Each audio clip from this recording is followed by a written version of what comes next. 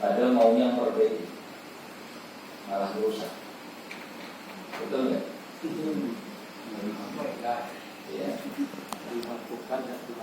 Tadi pagi saya di kajian, ada yang menyampaikan jemaah, saya punya teman, tadinya dia bekerja di tempat yang justru ada banyak praktek yang tidak sesuai dengan syariat. Lalu dia berhijrah, ngaji dengan sungguh-sungguh, kemudian meninggalkan segala perbuatan salah yang dilakukannya. Tetapi dia mengalami kondisi di mana ya, semakin parah kondisi ekonomi finansialnya, semakin banyak masalah datang bersebut. Akhirnya dia mandek, sama sekali tidak mau ngaji lagi. Kemudian bahkan melakukan perbuatan dosa. Ya seolah protes, saya sudah melakukan ini, tapi kenapa tidak menjadi semakin baik? Ini ada banyak kemungkinan. Di antaranya ketika dia pelajari tentang agamanya, apakah dia yang dipelajari itu benar, utuh, mendalam. Itu di antara kemungkinannya. Karena bisa jadi dia punya persepsi menjadi orang yang beragama baik itu hanya pada sisi ritualnya saja. Kemudian dia tinggalkan hal-hal berkenaan dengan kewajiban-kewajiban, mungkin dengan rumah tangganya, kewajiban dengan sosialnya. Ini sama dengan memperbaiki satu bagian, ada bagian yang lain yang tidak dia perbaiki, atau saling berhubungan.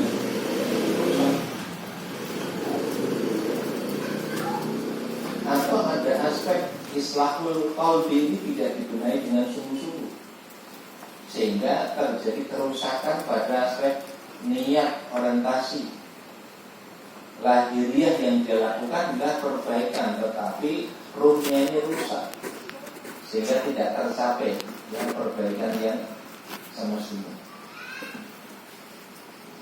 Jadi dalam menuntut ilmu pun tidak sekedar ilmu kita dapatkan, tetapi ilmunya harus benar. Ilmu ini harus mendalam, ilmu ini harus utuh. Ini nanti masih butuh proses tadribul amal, latihan amal. Karena untuk bisa beramal secara benar dengan kualitas yang bagus, terlebih kontinu, itu tidak bisa dalam sekali waktu. Maka ada proses latihan. Latihan ini adalah bentuk kesungguhan untuk melaksanakan apa yang Allah perintahkan.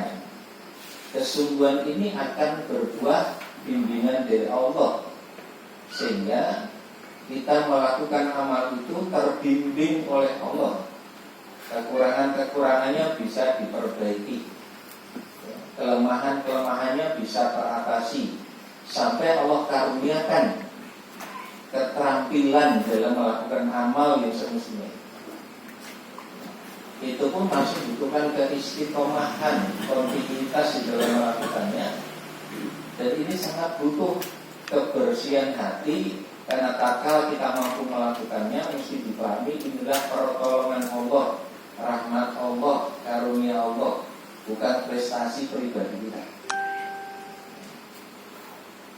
Setan bisa masuk pada celah ini tatkala seseorang berhasil melakukan amal yang diperintahkan, dimasukkanlah ke dalam hati sehingga muncul ujub, kesombongan. Maka kemudian amalnya ini tidak akan fungsional memperbaiki diri. Karena itu Imam Al-Ghazali pernah mengatakan semua manusia akan celaka kecuali orang yang berilmu.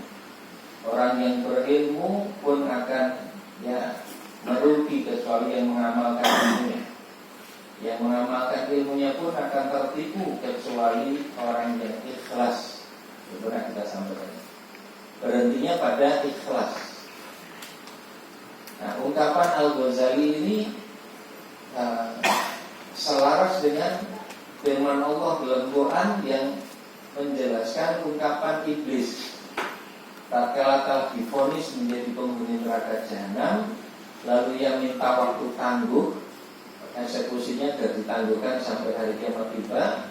Kemudian iblis mengatakan, la'utiyannahum min baini aydihim wa min khalfihim wa an aymanihim wa an syamalihim.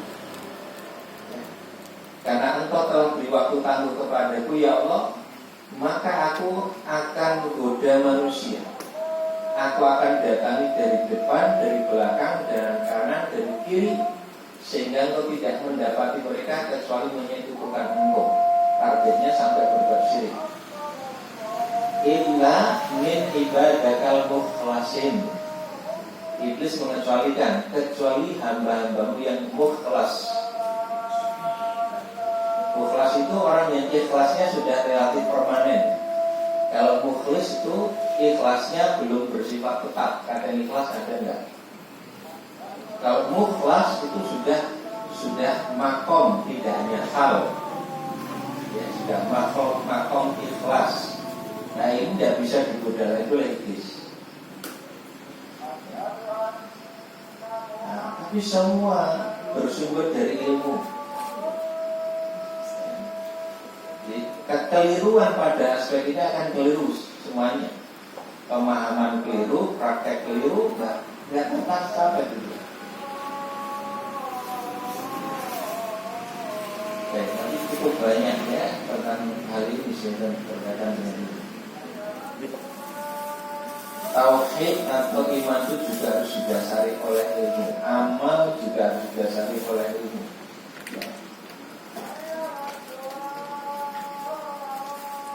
Taklif syar'i, beban syariat ini juga didasarkan oleh ilmu. Seseorang berdosa atau tidak juga terkait dengan persoalan ilmu. Ya.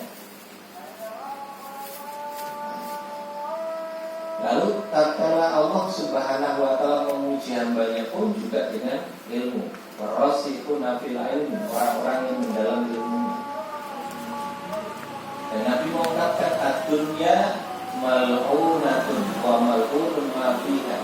Dunia ini terlaknat dan terlaknat semua yang ada di dalamnya, kecuali orang yang belajar, orang yang berilmu, orang yang mengajarkan ilmu, dan yang berzikir kepada Allah, dan yang bertahiyat. Ini penting sekali persoalan. Ya, dan problemnya sering kita ingatkan, yang menjadi masalah adalah justru pada aspek inilah kelemahannya. Maksudnya apa? Kesungguhan untuk mendapat ilmu tidak dilakukan. Orang gelem ngaji, orang gelem sinau. Lalu bagaimana bisa mewujudkan kebaikan? Dan mungkin bisa. Bagaimana bisa menjalankan tugas dengan benar sebagai hamba Allah kalau ilmu tidak dimiliki? Tidak mungkin, semuanya harus berasal dari ilmu ini. Dan sumber ilmu yang sesungguhnya ya Quran dan Sunnah Nabi yang sahih. Mengikuti penjelasan para ulama dalam menggali pelajaran dari kedua sumber tersebut, disertai dengan kebersihan hati agar Allah karuniakan pemahaman yang benar. Islahul qalbi.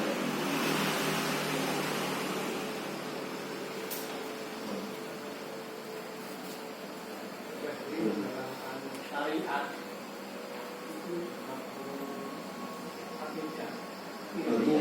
Iya, betul.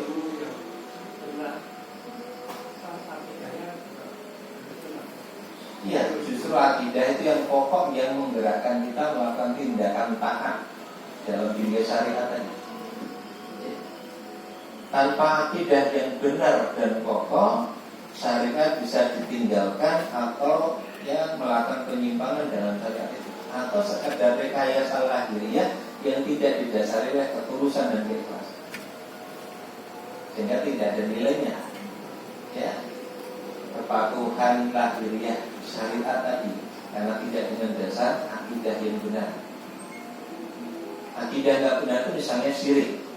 Maka Allah berfirman, la in asyrakta la yahbatana amaluka. Kalau kau berbuat syirik, terhapus amalmu, tidak ada nilai.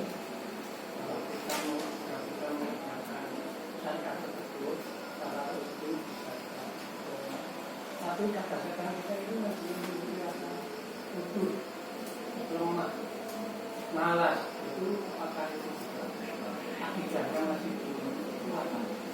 Iya. Malas, lemah, semangat itu problem nafsu. Dulu kita sudah pernah sampaikan dua hal yang pokok sehingga orang melakukan kesalahan, dosa atau kurang dalam ketaatan. Satu, faktor ilmu. Dua, faktor hawa nafsu. Sehingga begini, faktor ilmu, faktor nafsu. Tadi kita bicarakan faktor ilmu. Faktor ilmu belum ada kesungguhan untuk mempelajari agama ini. Masih ditambah tidak ada keseriusan mendidik hawa nafsu. Orang sudah berilmu saja masih bisa tersesat kalau dia tidak serius mendidik nafsunya. Apalagi ilmu yorama hawa nafsu dipertemukan, sudah habis itu. Ya, orang berilmu banyak yang kemudian tersesat. Dia bahkan melakukan tindakan yang berlawanan dengan ilmunya sendiri. Kenapa? Karena dia dikalahkan oleh dorongan hawa nafsu sendiri. Kenapa kalah? Karena tidak ada keseriusan mendidik. Dan berat di sisi itu. Di surat Al-Kahfi itu kan ada 4 ujian hidup.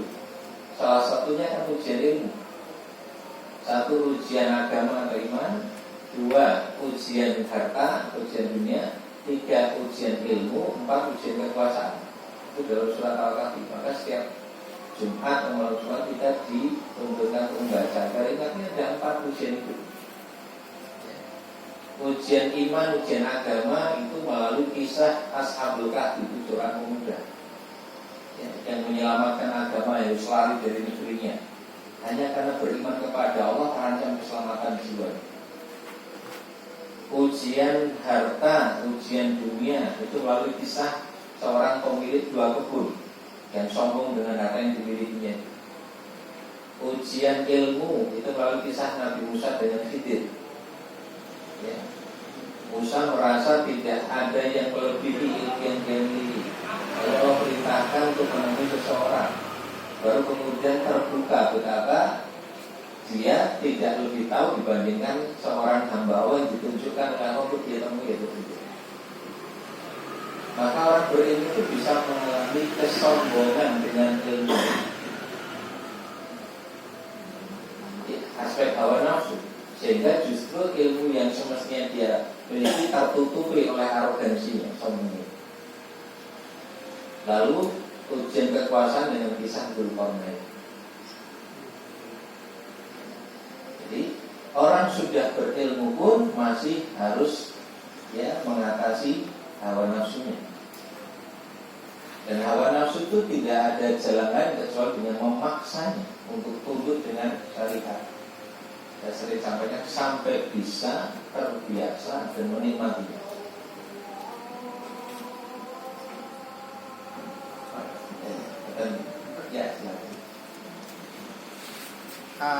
Output kita dalam mengaji itu kan selain dapat ilmu juga perubahan perilaku. Ya. Nah, ini yang jadi masalah di perubahan perilaku. Karena sudah merasa dapat ilmu, kadang-kadang berani mendebatkan. Ya. Nah, apakah itu bentuk kesombongan yang seperti itu? Ya.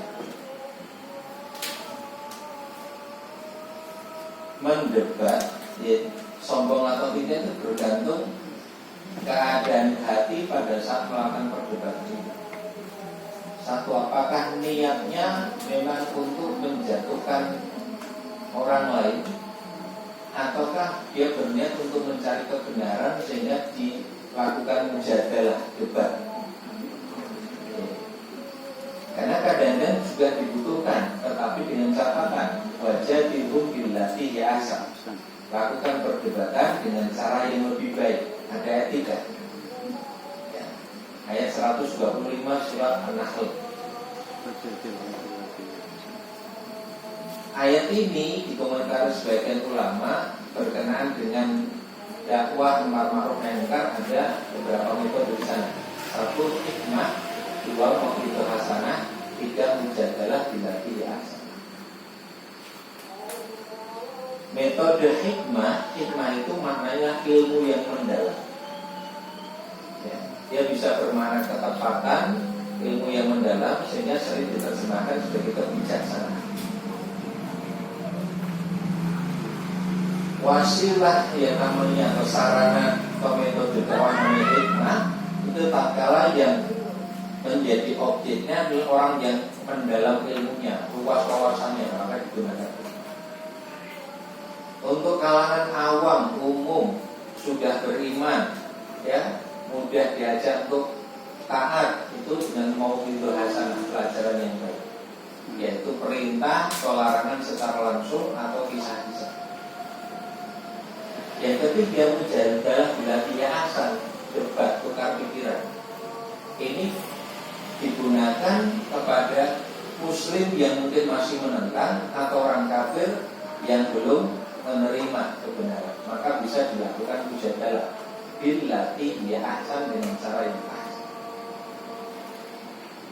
Nah, jadi tidak dimutlakkan orang yang berdebat itu orang yang sombong, tetapi dia memang berpotensi ya membuat orang sombong, karena debat itu bisa menstimulasi orang untuk mengalahkan pihak lawan.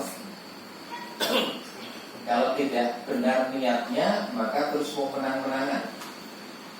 Tapi kalau benar niatnya, maka dia fokus untuk mencari kebenaran, sehingga akan berupaya menggunakan argumentasi yang kokoh dengan adab yang baik untuk bisa memahami mana yang benar, mana yang salah. Dan dia tidak menganggap kemuliaan itu pada orang yang menang dalam perdebatan. Kemuliaan itu pada siapa yang tunduk dengan kebenaran itu dan melaksanakan. Cuma tidak banyak orang yang selamat dalam perdebatan itu. Maka banyak ulama cenderung tidak mau melakukan perdebatan. Sampai Imam Asy-Syafi'i dengan keilmuannya yang luar biasa mengatakan, aku lebih suka kebenaran itu disampaikan melalui lisan orang lain. Ya, padahal sekualitas Imam Syafi'i. Nah, karena penguasaan ilmu seseorang itu bisa memancing dia untuk menampakkannya pada orang lain, lalu memunculkan wujud dan kata-kata. Ulama-ulama kita dahulu dengan keilmuan yang luar biasa berusaha untuk tidak sampai pada keadaan wujud takabur itu, maka kemudian murid, aku lebih suka kalau kebenaran itu tersampaikan melalui saya. Kalau berkaitan dengan ulama Ustaz bertanya, makanya ada alifat yang menginginkan lewat dakwahnya lewat Ustaz itu. Seperti kalau di buku ada Baru Zuma, itu dia itu mendebat tentang sistem itu. Dalam satu-satunya saya itu dengan debat karena saya menguasai semuanya. Jadi di sini kan kita tidak bisa menyalahkan karena dia sudah menguasai. Jadi tidak sampai debat itu menjadi salah satu metode dakwah. Ayat 125 surat An-Nahl. Tapi dengan catatan billati hiya ahsan, dengan cara yang lebih baik. Ada adab yang harus jadi. Ya, sehingga seorang muslim yang melakukan perdebatan, dia harus tahu tidak sekedar menang-menangan, tetapi menampakkan kebenaran dengan argumentasi yang kuat. Ya. Dan banyak ulama-ulama ahli debat. Kalau memang objek yang dihadapi bisa jadi muslim yang masih menentang atau orang kafir yang belum menerima kebenaran, maka jalannya bisa jadi dengan perdebatan. Tapi tidak asal menang-menangan, dia tidak menampakkan kebenaran itu dengan hujah argumentasi yang kuat. Ya. Di Indonesia itu dulu ada ulama namanya Hasan, ya, ulama dari Persis satu wah juga termasuk Pak Karno itu kalah debatnya. Ya. sangat dipengaruhi keislaman Insinyur Soekarno itu oleh Hasan. Tidak ada yang pernah menang debat dengan Hasan. Yang menguasai seluruh keilmuan Islam itu di luar kepala. Pernah ada buku yang ditulis perdebatan beliau dengan kalangan Ahmadiyah. Itu pun hafal kitab-kitabnya Ahmadiyah sampai ke halaman seperti saat tadi dia hafal. Ya. Jadi ada ulama-ulama yang memang konsen di sisi Zakir Naik misalnya, ya. Dan tadi sebagian yang disebut ya pendidikan dan cuma kalau kalangan Nasrani atau non-Muslim. Jadi tidak menyalahkan atau tidak menolak perdebatan, bahkan itu bagian dari metode dakwah, tapi kepada siapa, dengan siapa, semuanya terbuka. Ya. Baik, kita break dulu. Kita break dengan baca hamdalah. Assalamualaikum warahmatullahi wabarakatuh. Waalaikumsalam.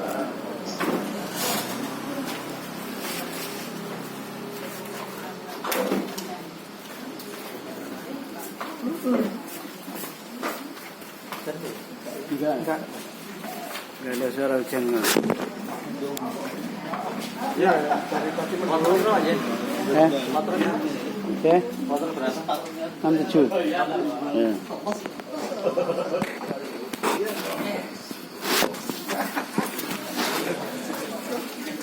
Satu malam. 21 malam.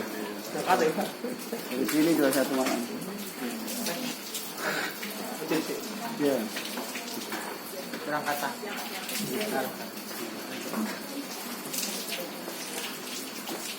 Iya, kemudiannya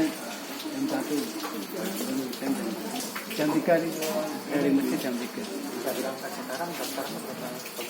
Ya 40 mungkin 35 40 tahun. Enggak. Tahun 13 tahun kan dapatnya tahun berapa? 13 tahun 2000-an dulu. 2012. Saya 11 masuk Berangkatnya. Iya, nanti. Selisih bulan aja udah 7 tahun. Iya. Kalau sama 12 Hanya bulan, beda. bisa 28 3 tahun 30.